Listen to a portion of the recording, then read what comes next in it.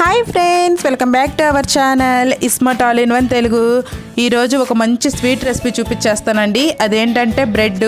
ఒక్కోసారి ఇంట్లోకి ఎక్కువ బ్రెడ్ తెచ్చుకున్నప్పుడు వాటితో ఇలా ట్రై చేయండి. గులాబ్ జాములు చాలా టేస్టీగా ఉంటాయి. ఇప్పుడు వాటి తయారీ విధానం చూసేద్దాం. బ్రెడ్, ఇలాచీ పౌడర్, పాలు, మిల్క్ పౌడర్, నీళ్ళు, పంచదార. ఇప్పుడు తయారీ విధానం చూసేద్దామండి. ముందుగా ఒక బౌల్ తీసుకుందాము.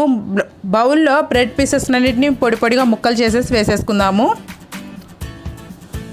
చూసారు కదా, నేను బ్రెడ్కి సైడ్లంతా కట్ చేసేసానండి. ఈ సైడ్ కూడా వేస్ట్ చేయొద్దు. దీంతో కూడా మనం ఒక మంచి రెసిపీ చేసుకోవచ్చు. ఇప్పుడు మనం తీసుకున్న బ్రెడ్ని మొత్తం పీసెస్లా చేసేసుకోవాలి. ఇప్పుడు ఇందులో 1/2 కప్పు మిల్క్ పౌడర్ వేసుకుందాము. మిల్క్ పౌడర్ వేసుకోవడం వల్ల జాములు చాలా టేస్టీగా ఉంటాయండి. ఇందులో కొద్దిగా పాలు వేసుకుంటూ ఈ బ్యాటర్ని కలుపుకుంటూ ఉందాము. పాలన్నీ ఒక్కసారిగా వేసేసుకోవద్దండి, బ్రెడ్ లూజ్ అయిపోతుంది. కొద్దిగా వేసుకుంటూ కలుపుకోండి.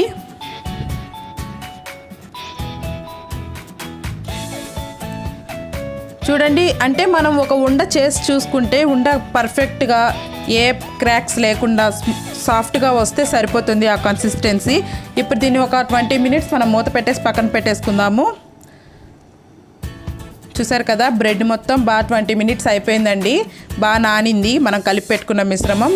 ఇప్పుడు చేతికి కొద్దిగా నెయ్యి కానీ లేక ఆయిల్ కానీ అప్లై చేసుకొని వీటిని జాముల్లా చేసేసుకుందాము.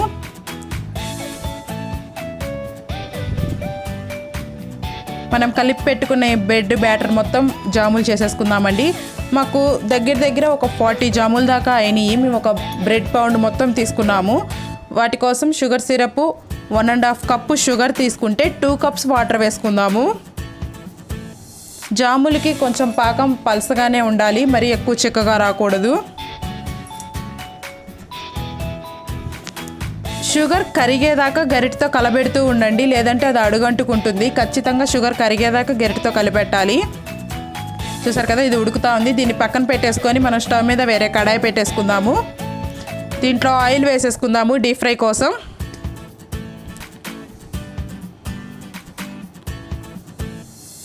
ఆయిల్ హీట్ అయ్యాక, ఆయిల్ మరీ ఓవర్ హీట్ అవ్వనివ్వద్దు, కొంచెం మీడియం హీట్ అయ్యాక మనం రెడీ చేసి పెట్టుకున్న జాములు ఇందులో వేసేసుకోవాలి.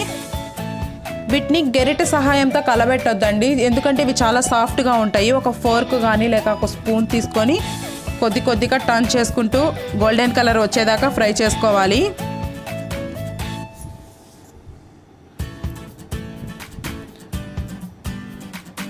ముందు కొద్దిగా మీడియం ఫ్లేమ్లో పెట్టి కుక్ చేసుకోండి. తర్వాత హై ఫ్లేమ్ పెట్టి గోల్డెన్ కలర్ వచ్చేదాకా ఫ్రై చేసేసుకోండి. చూడండి, గోల్డెన్ కలర్ వచ్చేసినాయి. వీటిని ఒక ప్లేట్లోకి తీసేసుకుందాము.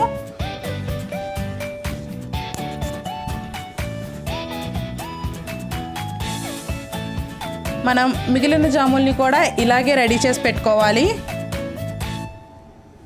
మీరు కనుక మా ఛానల్ని ఇంకా సబ్స్క్రైబ్ చేసుకోకపోతే ఇంకెందుకు ఆలస్యం, కింద రెడ్ కలర్లో సబ్స్క్రైబ్ బటన్ ఉంటుంది, సబ్స్క్రైబ్ చేసుకోండి. పక్కనే బెల్ ఐకాన్ ఉంటుంది, అది క్లిక్ చేయండి. మా నోటిఫికేషన్స్ మీకు త్వరగా వస్తాయి. మనం ఇందాక పంచదార పాకం పెట్టాం కదండి, అది కూడా రెడీ అయిపోతుంది. ఇది మరి తీగ పాకం ఏమి రావాల్సిన అవసరం లేదు, కొంచెం జిగట్నెస్ వస్తే సరిపోతుంది. ఇప్పుడు ఇందులో ఇలాచీ పౌడర్ వేసేసుకుందాము.